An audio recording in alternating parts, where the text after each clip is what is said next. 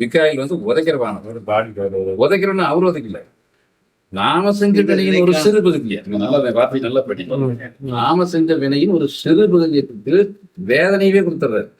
இன்னொரு கதையும் பெற்றது.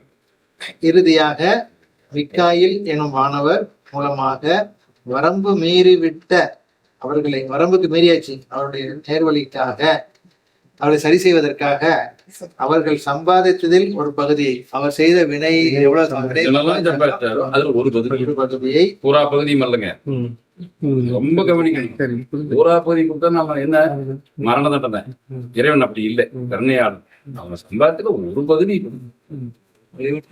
அவர்கள் சம்பாதித்ததில் ஒரு பகுதியை சோதனையை கடந்து வேதனையும் அனுபவிக்கக்கூடிய சூழ்நிலையில் சிக்க வைக்கப்படுகின்றார். இப்போ ஒரு கேள்வி, உலகத்துல யாரெல்லாம் வேதனை அனுபவிச்சிருக்காங்க? எத்தனை பேர் வேதனை அனுபவிச்சிருக்காங்க? இப்ப எல்லாம் என்ன பண்ணிருக்காங்க? எந்த இடத்துல? 5ஆம் வீட்டுல வந்து நிக்கிறாங்க. 5வது கடைசி இறுதியான பிடியில் இருக்கிறாங்க. இப்போவாது திருத்துவாங்களா? அதனால புரியுதுங்களா? இறுதியாக மிக்காயில் கிட்ட வந்து அவங்க செய்த பாவத்தின் ஒரு பகுதிக்கு உண்டான வேதனையில தான் சிக்கிட்டாங்க.